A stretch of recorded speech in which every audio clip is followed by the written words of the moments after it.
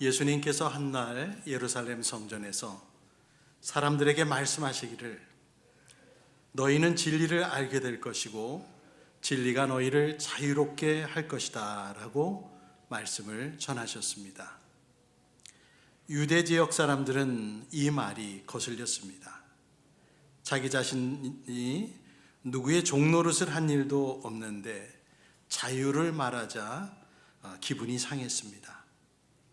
오늘날 현대인들이 죄 운운하고 용서받음을 말하는 기독교의 메시지를 교회에 와서 불편해하는 것과 다를 바가 없겠죠.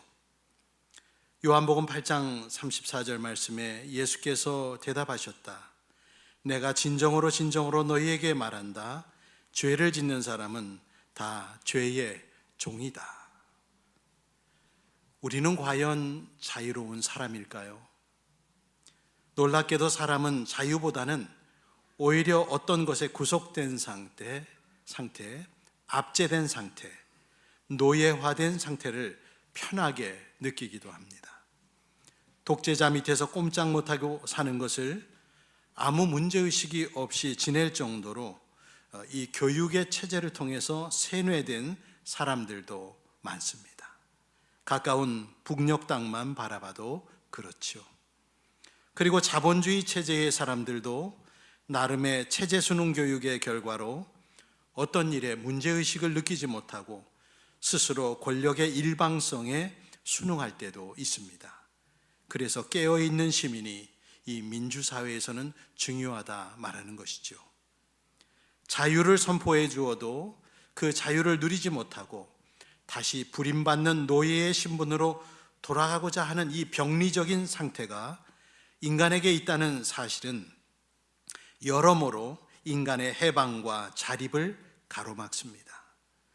마치 배우자에게 혹독하게 핍박받고 심지어는 배우자의 폭력 속에 시달리면서도 다시 그 억압과 폭력 밑으로 들어가고야만 하는 인간관계에 붙잡힌 상태, 곧 동반의존 상태가 되는 것과 흡사합니다.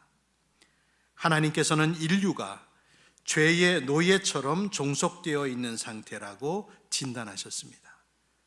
그런 이유로 성경은 우리에게 복음, 곧 기쁜 소식이 무엇인지를 설명해 주실 때 그리스도 안에서 죄로부터 해방을 주시고 자유를 누리게 하신 것이다. 그렇게 말씀합니다. 그것이 오늘부터 제가 주일 설교로 살펴보려고 하는 신약성경 갈라디아서의 주제이기도 합니다. 갈라디아서 전체를 메아리치는 중심 구절을 5장 1절이라고 할 수 있는데요. 갈라디아서 5장 1절을 보면은 그리스도께서 우리를 해방시켜 주셔서 자유를 누리게 하셨습니다. 그러므로 굳게 서서 다시는 종살이의 멍에를 매지 마십시오 라고 이 갈라디아서 전체를 통한 주제를 우리에게 알려주시는데, 사도 바울께서 이러한 강력한 경고를 편지로 말할 수밖에 없는 이유가 있었습니다. 그것은 율법도 지키고 할례도 받아야 구원을 얻을 수 있다는 교회 안에서 그렇게 가르치는 율법주의자들의 공격이 갈라디아 지역의 이 교회들을 휩쓸고 있었기 때문입니다. 지도에서 보는 것처럼 오늘날 터키 땅의 중부 지역의 고원지대가 주로 이 갈라디아 지역입니다. 이곳에 있는 사도 바울이 1차 전도 때 전도했던 4-5교회 정도의 교회들 혹은 그 이상도 이 지역에 분포하고 있었습니다. 바울도 예수 믿은 후에 십자가의 복음을 의미 없게 만드는 율법주의자들의 공격을 이미 받은 바 있습니다. 그 사실을 바울은 자기의 과거를 회상하는 갈라디아서 2장 4절에 말하는데요. 갈라디아 2장 4절 말씀, 몰래 들어온 거짓 신도들 때문에 할례를 강요받는 일이 있었던 것입니다. 그들은 우리를 노예로 만들고자 하여 그리스도 예수 안에서 누리는 우리의 자유를 엿보려고 몰래 끼어든 자들입니다. 그렇게 말합니다. 그리스도인들은 저마다 자기가 얻은 자유를 알아야 할 것입니다. 이름만 들어도 가슴이 설레이는 자유라는 단어는 우리가 예수님을 믿음과 동시에 주어진 해방된 존재임을 잘 표현해 주는 단어가 자유입니다. 여러분은 그리스도 예수의 공로로 무거운 죄의 멍에와 죄책으로부터 해방된 자유인들이십니다. 이 중대한 복음의 사실을 상기하기 위해 성경 몇 구절은 여러분과 같이 읽겠습니다. 우리가 그냥 읽기보다는, 건성으로 읽기보다는 이 말씀이 마치 법정에서 나 자신에게 선고된 해방의 선언문이라고 생각하면서 읽으시면 좋겠습니다. 로마서 8장 1절에서 3절입니다. 함께 읽습니다. 그리스도 예수 안에 있는 사람들은 정죄를 받지 않습니다. 그것은 그리스도 예수 안에서 생명을 누리게 하는 성령의 법이 당신을 죄와 죽음의 법에서 해방하여 주었기 때문입니다. 육신으로 말미암아 율법이 미약해져서 해낼 수 없었던 그 일을 하나님께서 해결하셨습니다. 곧 하나님께서는 자기의 아들을 죄된 육신에 지닌 모습으로 보내셔서 죄를 없애시려고 그 육신에다 죄의 선고를 내리셨습니다. 아멘. 이 말씀은 전 인류에게 고지된 기쁨의 소식, 복음입니다. 8.15 해방을 연상시키는 로마서 8장 15절 한 구절을 더 읽는다면 8장 15절은 이렇게 말합니다. 여러분은 또다시 두려움에 빠뜨리는 종살이의 영을 받은 것이 아니라 자녀로 삼으시는 영을 받았습니다. 그래서 우리는 그 영으로 하나님을 아빠, 아버지라고 부릅니다. 라고 말합니다. 해방된 존재로서 뿐만 아니라 하나님 아버지와 여러분 사이가 아버지와 자녀 사이가 되기까지 한 것입니다. 자녀가 된 순간부터 우리는 아버지께 요청하고 구하는 것을 허락받고 보호받고 양육받는 특권을 받습니다. 사도 요한은 요한복음 1장 12절에서 이것을 이름하여 자녀된 특권이라고 말했죠. 그를 맞아들이는 사람들, 곧 그 이름을 믿는 사람들에게는 하나님의 자녀가 되는 특권을 주셨다. 방금 전 우리가 읽은 이러한 기독교의 근본적인 성경 구절들은 여러분의 삶을 빛으로 바르게 인도해 줄 말씀들입니다. 이 진리를 벗어나는 것은 빛을 벗어나는 것이고 자유를 거부하고 다시 종의 멍에를 매는 것과 같다 하겠습니다. 갈라디아 지역 교회들이 당면한 문제가 뭐냐 하면 바로 자유를 앗아가려고 하는 교회 안에 몰래 들어온 율법주의자들의 가르침이었습니다. 갈라디아 5장 7절에서 바울은 말합니다. 여러분은 지금까지 잘 달려왔습니다. 그런데 누가 여러분을 가로막아서 진리를 따르지 못하게 하였습니까? 여러분, 누가 그렇게 한 것일까요? 갈라디아 지역에 들어온 그릇된 선생들이죠. 진정한 사도처럼, 진정한 복음 전도자처럼 그들이 위장하고 바울이 세운 교회에 와서 바울이 가르쳤던 것과 다른 메시지를 가르치고 있었습니다. 바울은 이 소식을 다른 지역에서 전해 듣고 깜짝 놀랐습니다. 얼마나 놀랐는지 갈라디아서는 다른 교회에 쓰는 편지와 달리 바울이 즐겨 사용하는 하나님에 대한 찬양, 성도들을 위한 기도도 나오지 않고 일반적인 안부 인사만 묻고 바로 본론으로 들어갑니다. 바울의 마음이 다급하다는 것을 편지 자체의 형식이 보여주고 있습니다. 그래서 바울은 지금 복음의 진리와 그리스도인의 삶의 자유를 위한 한판 싸움을 벌일 참이었던 것입니다. 바울의 생생한 육성과 같은 편지 내용을 읽어보겠습니다. 제가 한번 본문 1장 6절에서 9절을 찬찬히 다시 한번 읽어드리겠습니다. 여러분을 그리스도의 은혜 안으로 불러주신 분에게서 여러분이 그렇게도 빨리 떠나 다른 복음으로 넘어가는 데는 나는 놀라지 않을 수 없습니다. 실제로 다른 복음이 있는 것은 아닙니다. 다만 몇몇 사람이 여러분을 교란시켜서 그리스도의 복음을 왜곡시키려고 하는 것뿐입니다. 그러나 우리들이나 또는 하늘에서 온 천사일지라도 우리가 여러분에게 전한 것과 다른 복음을 여러분에게 전한다면 마땅히 저주를 받아야 합니다. 우리가 전에도 말하였지만 이제 다시 말합니다. 여러분이 이미 받은 것과 다른 복음을 여러분에게 전하는 사람이 있다면 그가 누구이든지 저주를 받아야 마땅합니다. 내용이 명확합니다.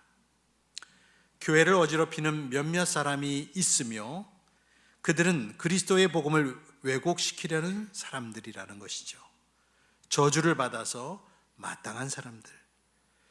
동시에 바울은 거짓 선생들뿐만 아니라 그렇게도 쉽게 이 왜곡된 복음을 따르는 교인들이 정말 안타깝게 그지없었습니다. 그래서 3장 1절에 뭐라고 말하는가 하면 어리석은 갈라디아 사람들이요.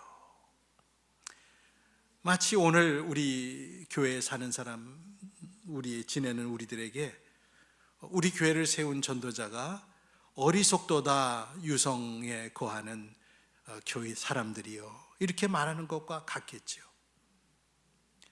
여러분, 최근에 TV를 보신 분은 아시겠지만 허경영 씨에 대한 고발 프로그램이 방영된 적이 있습니다. 저도 뒤늦게 알았는데, 우리가 소위 희극적 인물로 재미있는 사람으로 치부하고 어쩌면 방치했던 이 대통령 선거에도 여러 번 나왔던 이 허경영 씨가 이제는 스스로 메시아, 신인을 자처하며 자기 힘으로 병을 낫게 한다, 죄를 용서받는 면죄부를 판매한다, 또 천국에 들어가는 권리를 판매한다고 하면서 각 사람에게서 돈을 받아 수백 수천억 원을 사람들에게 갈취하고 있습니다. 저렇게 하늘궁이라는 것을 지어놓고 지금도 수많은 인파가 돈을 싸들고 거기에 가서 저 사람에게 안차를 받고 몸을 만져서 나음 받기를 원하며 저렇게 찾아가서 돈을 내고 따르고 있습니다.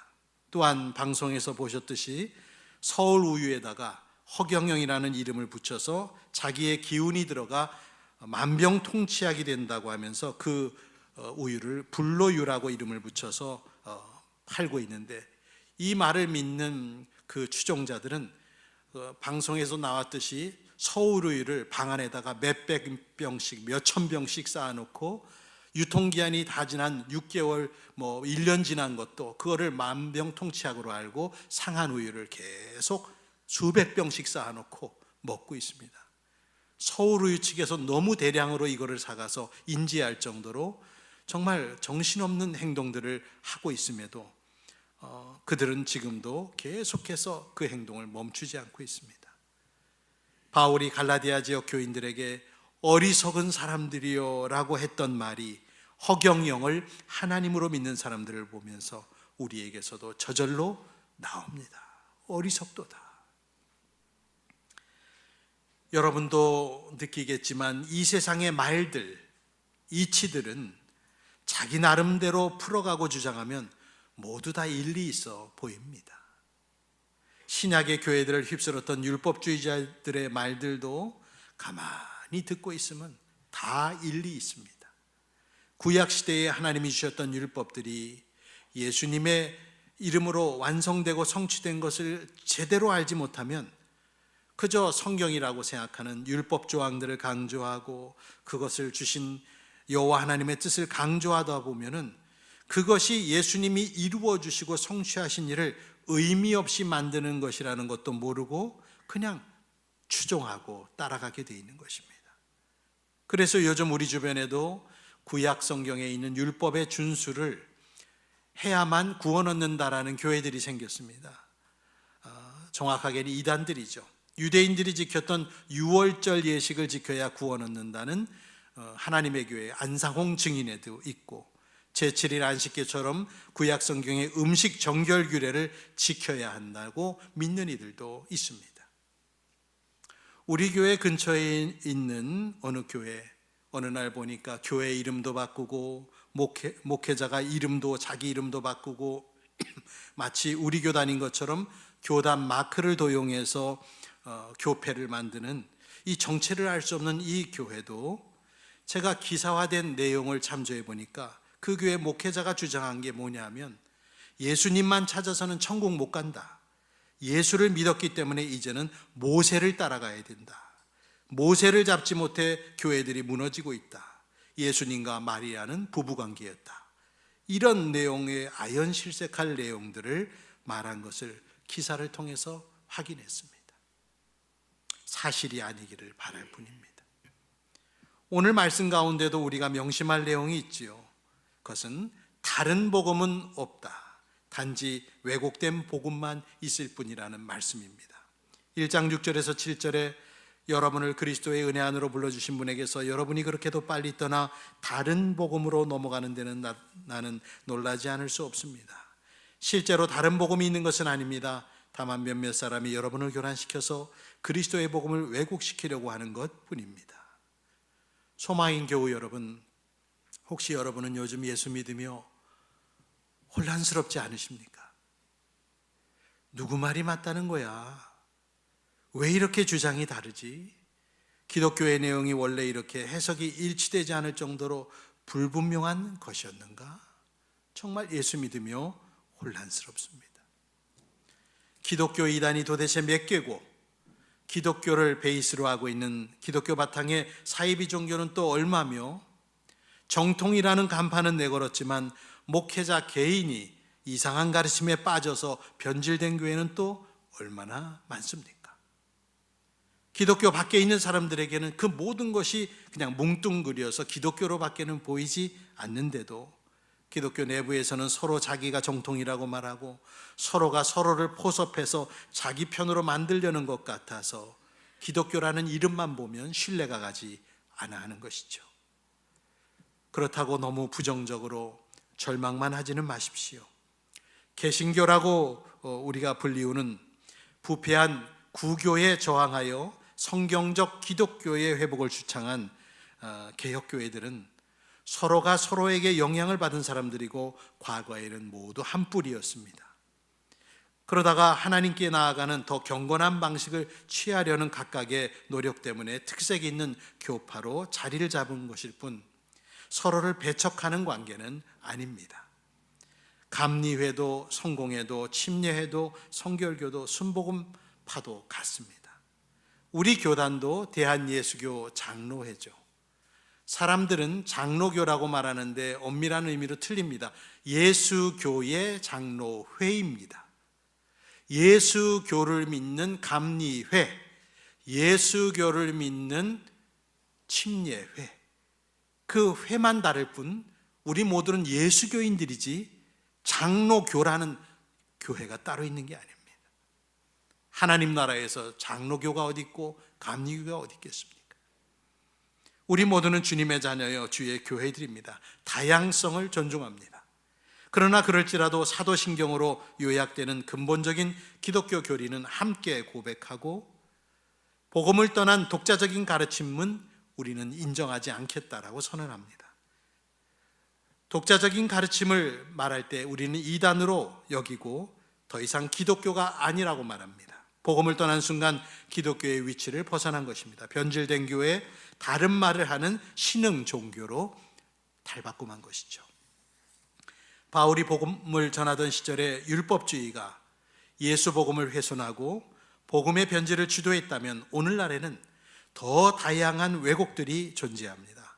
명백한 이단들, 누가 봐도 명백한 사이비 종교들은 제가 너무 당연해서 언급하지 않으려 합니다. 우리 주님 대신에 이만희가 들어가고 안상홍이 들어가고 문선명과 한학자가 들어가고 JMS 정명석의 이름이 들어간 복음은 예수 그리스도의 복음을 정면으로 대항하는 적그리스도적인 사탄의 마귀의 작품들입니다. 우리 주님은 말세지 말에 이러한 일들이 있을 것을 이미 제자들에게 마태복음 24장 4, 5절에 말씀하셨죠. 예수께서 그들에게 말씀하셨다. 누구에게도 속지 않도록 조심하여라. 많은 사람이 내 이름으로 와서 말하기를 내가 그리스도이다 하면서 많은 사람을 속일 것이다. 우리 주변에 사탄에게 속아서 변질된 복음을 믿으면서도 구원을 얻을 줄 생각하고 모든 걸 다 갖다 바치는 사람들이 많습니다. 그리고 그들은 자기들끼리도 속이고 타인을 속여서라도 자기 단체로 이끄는 것을 정당화하는 양심의 불도장을 맞은 사람들 같이 집단 사기극을 연출하는 이 조직화된 이단 조직들이 지금도 활개치며 영혼들을 미혹하고 있습니다. 이들 조직들은 교주가 죽거나 아주 중요한 분열이 생겨야만 교세가 줄어들고 돈이 다 떨어져야 확장을 멈춥니다. 그곳에 빠져 있는 사람들은 쉽게 돌이키지 못합니다. 그동안 그곳에 헌신한 시간이 있고 바친 물질이 있고 쌓아놓은 인간관계와 인정받음이라는 덫이 있어서 발을 빼지 못합니다. 주변에서 여러분 교회에서 들어보지 못한 복음을 우리 교회는 들려줍니다 라고 말하는 곳이 있으면 여러분 어떻게 해야 됩니까? 뒤도 돌아보지 말고 도망치십시오. 그것은 사탄의 덫이요 올감입니다. 다른 복음은 없습니다. 단지 누군가 그리스도의 복음을 변질시키려고 하고 있을 뿐입니다. 여러분뿐만 아니라 성경에 대한 새로운 해석, 처음 듣는 설교 주의하시기 바랍니다. 엄밀하게 새로운 복음은 있을 수 없고 성경에 대한 새로운 해석도 존재할 수 없습니다. 2000년간 아무도 몰랐었고 누구도 보지 못했던 성경 해석은 오로지 그릇된 이단만 할 수 있습니다. 그동안 교회가 생기고 2000년 동안 주님의 인도함을 받은 교회와 주님의 사람들은 모든 시도를 다 2000년 동안 해보았고 온갖 종류의 영적인 도전과 체험도 경험했습니다. 여기저기서 튀어나온 다양한 주제와 또 주장과 성경 해석들을 그래서 교회는 공적으로 판단하고 답을 내려주는 과정에서 많은 교회 회의가 등장했고 공통된 신앙 고백문이 나왔으며 교리문답이 그래서 만들어졌습니다. 지금 우리들이 하고 있는 것은 모두 옛 것의 반복입니다. 목사의 설교도 새로운 것은 없습니다. 새로운 것을 말할 수가 없습니다. 그동안 제가 배운 여러 책들과 신학의 내용들과 공통적인 성경을 통하여 과거에 있었던 말씀들을 다시 저도 리바이벌해서 그것을 여러분에게 알려드리고 또 말씀드리는 것뿐이지 새로운 해석은 있을 수 없습니다.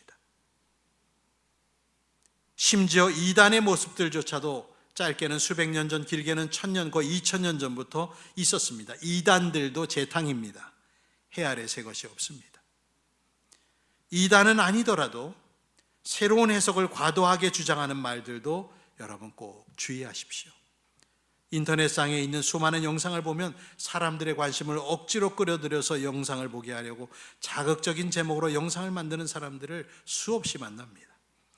예를 들어 당신이 알고 있는 탕자의 비유는 잘못된 것입니다. 잘못 알고 있습니다. 선한 사마리아인의 비유는 그 뜻이 아닙니다. 그래서 뭐가 우리가 잘못 알고 있었나? 라는 식의 제목들을 달고 있는 그러한 기독교의 영상물들 매우 유감이 아닐 수 없습니다. 마치 자기 혼자만이 성경의 뜻을 해독한 것처럼 말하는 자세는 불손하며 교만하며 착각에 불과합니다. 저는 설교자들도 그런 형태로 설교하는 것을 매우 잘못됐다 생각합니다. 기존에 우리가 알고 있던 성경의 강조점에서 벗어나 상상력을 가미해서 어떤 힌트 하나를 얻어서 요상하게 설교를 풀어가는 새로운 율법주의적인 설교를 하는 설교자들은 명설교자가 아니라 언변을 내세운 말쟁이들 뿐입니다. 그리스도를 본받아라는 영적으로 뛰어난 책을 쓴 15세기 독일의 수도사 토마스 아켄피스는 그의 책에서 권면하기를 성경에서 절묘한 말이 아니라 우리의 영적 유익을 구해야 합니다. 그렇게 가르쳤습니다. 오늘날 개인 큐티를 한다, 묵상을 한다는 사람들이 자꾸 너무 절묘한 말을 찾아서 그 말장난에 빠져서 스스로의 영혼을 해롭게 하는 일들이 많습니다. 말장난에 지나지 않는 잔재주를 성경을 깊이 있게 해석하고 이해하는 것으로 여러분 혼동하지 마십시오. 하나님은 죄인인 사람과 언어 유희를 즐기시는 분이 아닙니다. 불교의 선문답 같은 말을 던지고 사람들의 깨달음을 촉구하시는 분도 아니십니다. 죄에 허덕이고 사단의 올가미에 잡힌 사람들이 누구라도 알아들을 수 있도록 명확한 구원의 말을 주시고 그것을 받아들이도록 하시는 분입니다. 어느 설교가가 그분이 성경을 기막히게 쪼갠다 이런 말을 하거나 듣게 되는 것은 신성모독적인 말이고 불신앙적인 말입니다. 성경은 누군가가 해독해야 먹을 수 있는 비밀 문서가 아니며 다른 사람들을 못 보게 했다가 역사 속에 특정한 누군가의 손에 의해서 풀려야 하는 성격으로 주어진 책도 아닙니다.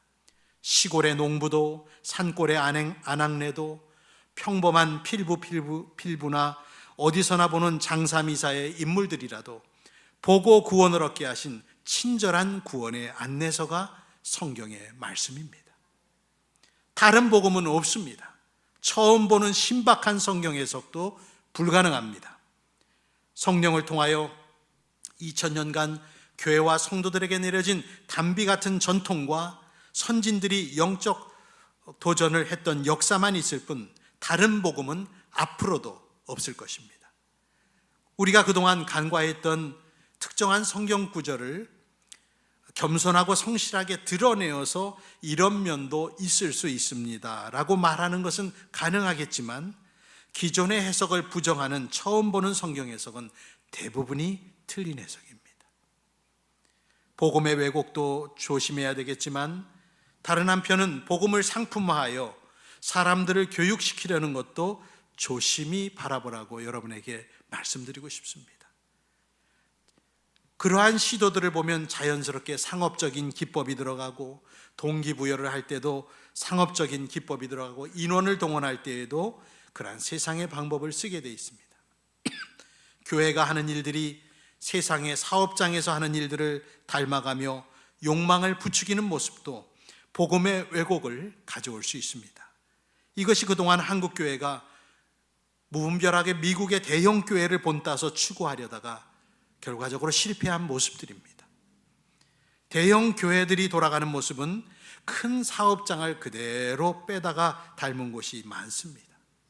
목회자를 채용하는 것부터 관리하고 성도를 관리하고 성도를 동원하고 행사를 진행하고 이런 것들이 일반 회사에서 이루어지는 일들과 똑같은 기법으로 흘러가고 있습니다.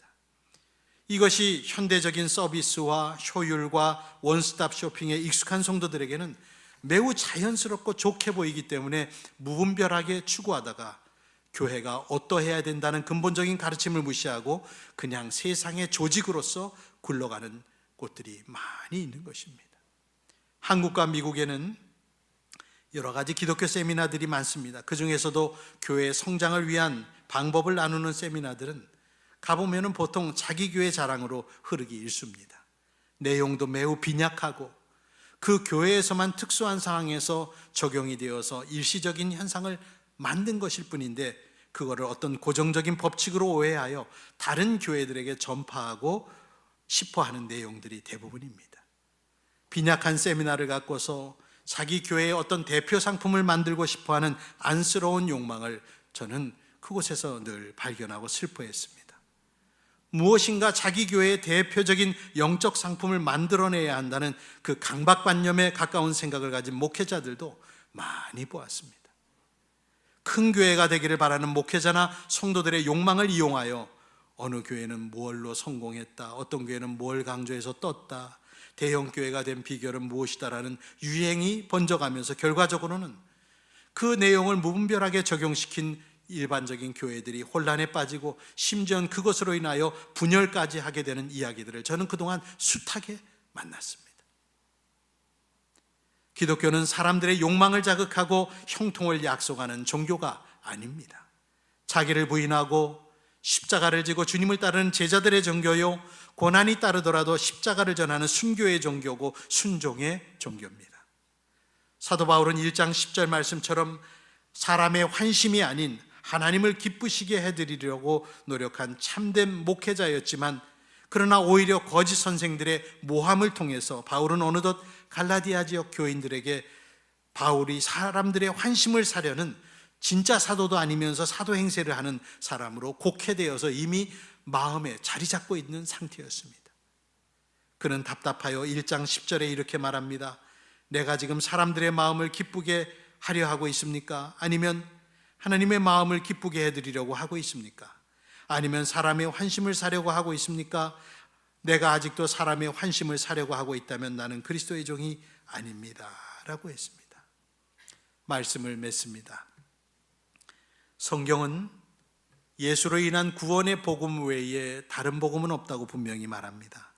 오늘 제목처럼 난무하는 복음의 왜곡이 지금 도처에 깔려 있습니다. 여러분, 난무라는 말의 뜻이 그대로 어지럽게 춤추다는 뜻인 것처럼 여기저기서 복음이 비틀거리고 변질되고 복음 또 의도에 의하여 각색되고 상품처럼 취급되며 힘을 잃고 있습니다. 교회 목회자들은 매끄러운 행사 진행자나 정치 지도자처럼 변모하고 있고 교회를 성장시키는 CEO처럼 비추어지고 있습니다. 그만큼 우리 시대 교인들이 이리저리 흔들리고 있는 것입니다. 이 틈 속에서 거짓 선생들은 여러 가지의 욕망을 가진 기독교인들의 마음을 엿보다가 이미 얻은 자유를 훼손하는 변질된 복음을 던지고 있는 것입니다. 불필요한 알지 않아도 되는 정보가 파도처럼 흘러넘치는 우리 시대에 바른 믿음을 분별하여서 여러분이 가진 자유를 빼앗기지 않도록 주의하시기를 바랍니다. 복음이란 예수 그리스도의 십자가 공로로 죄인들이 죄 사함을 받고 주님의 자녀가 되어 영생한다는 복된 소식을 말합니다. 마지막으로 복음을 말한 고린도전서 15장 1절에서 5절을 함께 읽고 설교를 마칩니다. 고린도전서 15장 1절로 5절입니다. 봉독합니다. 형제자매 여러분, 내가 여러분에게 전한 복음을 일깨워 드립니다. 여러분은 그 복음을 전해받았으며 또한 그 안에 서 있습니다. 내가 여러분에게 복음으로 전해드린 말씀을 헛되이 믿지 않고 그것을 굳게 잡고 있으면 그 복음을 통하여 여러분도 구원을 얻을 것입니다. 나도 전해받은 중요한 것을 여러분에게 전해드렸습니다. 그것은 곧 그리스도께서 성경대로 우리 죄를 위하여 죽으셨다는 것과 무덤에 묻히셨다는 것과 성경대로 사흘날에 살아나셨다는 것과 게바에게 나타나시고 다음에 12제자에게 나타나셨다고 하는 것입니다. 아멘. 이 복음을 간직합시다. 기도하겠습니다. 진리와 자유를 주시는 주님, 이 혼돈의 시대, 미혹의 시대 속에서 성경들의 주님을 믿고 자유를 빼앗기지 않는 우리 성도들이 되게 도와주시옵소서. 복음이 뒤틀려진 채 사람들에게 전해지고 있는 많은 잘못된 이단과 사이비 단체들이 어서 속히 환상에서 벗어나 예수님을 밝히 보도록 은총을 내려 주옵소서. 구주 예수님의 이름으로 기도하옵나이다. 아멘. 385장 찬송입니다. 383장입니다.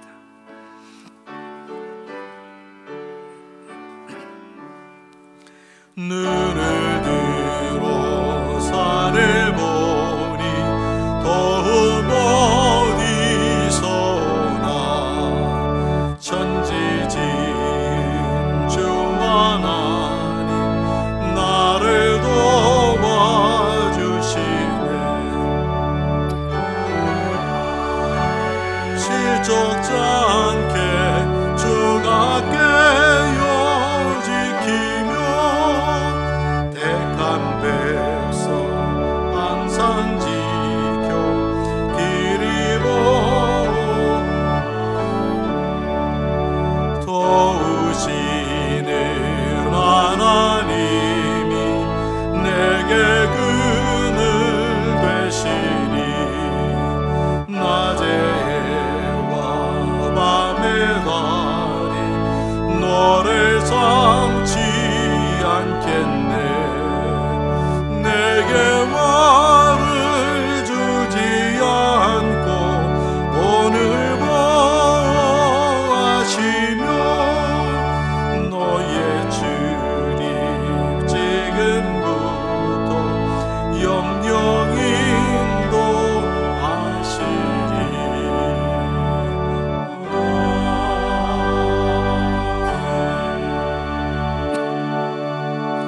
이제는 구주 예수 그리스도의 은혜와 하나님 아버지의 극진하신 사랑과 성령님의 감동, 감화, 위로하심, 교통하심이 다른 복음은 존재하지 않는다는 믿음으로 구주 예수께서 주신 복음을 굳게 잡고 마지막 주님이 오시는 날까지 신실하게 살아가고자 오늘도 주님 앞에 결단하고 돌아가는 성도들을 위해와 연약한 육신을 주님 앞에 의탁하며 간절히 구하는 성도들에게 이제로부터 영원토록 함께 있을지어다. 아멘.